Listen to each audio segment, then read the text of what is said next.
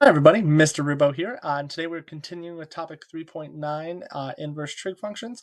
And we're just going to do one example today of solving with inverse trig involved in the equation. So here we go.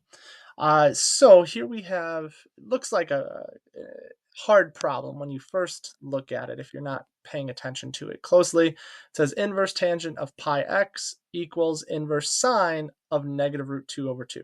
And be like, well, how do I relate inverse tangent and inverse sine? Well, you kind of don't. You just need to look at this and think, okay, I can draw this triangle and actually figure this out. But actually, I'm actually going to show you guys that you don't even need that technically, and we'll see in a second. So, goal whenever solving, isolate x, right? So to get rid of inverse tangent, you're going to take the tangent of both sides, right? So it's like squaring a square root, right?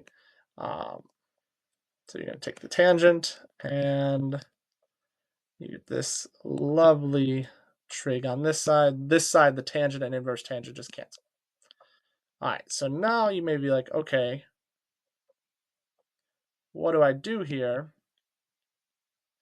Well, when you have a composite function, right, multiple functions inside are nested inside of each other, you start from the inside. Well, inverse sine of a negative ratio means you're going to be in quadrant 4. Right, you're going to be down here. Oh, no, I can't draw right now. Give me a second. There we go. And we know the sides are negative root 2 over 2. But remember, this is really the same as 1 over root 2, right? That's just it's rationalized, which this is better for the triangle. So I'm going to rewrite it like that because now inverse sine, okay, here's my angle. I'm going opposite over hypotenuse. And you might realize, oh yeah, this is a pi fourths triangle because that's the ratio of one side to the hypotenuse, which means this side is the same length. It's just in the positive direction because it's going to the right, right? So that is your pi fourths, pi halves triangle. And in this case, I can actually evaluate what this is. It is negative pi fourths, right? But the really cool thing here is I was able to evaluate it, but I actually for my next step, I've already got the triangle drawn. I don't have to do any extra work here because negative pi fourths is this triangle. Here's my sides. I mean, you can use the ratio of the sides, but it still works out the same. Then I'm going to do opposite over adjacent because I want tangent.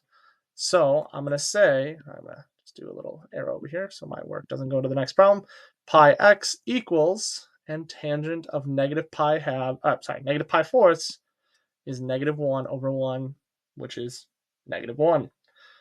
And then my last step, isolate x, which means I'm going to divide by pi.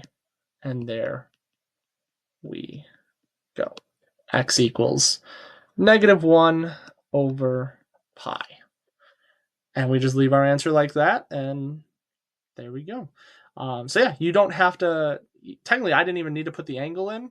I could have evaluated this whole thing using just this triangle because I could just say, okay, I know my two sides, figure out the third side, and then do opposite over adjacent, and that would have gotten me right to here.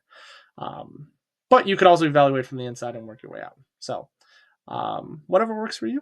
But yeah, thanks for watching and have a good day.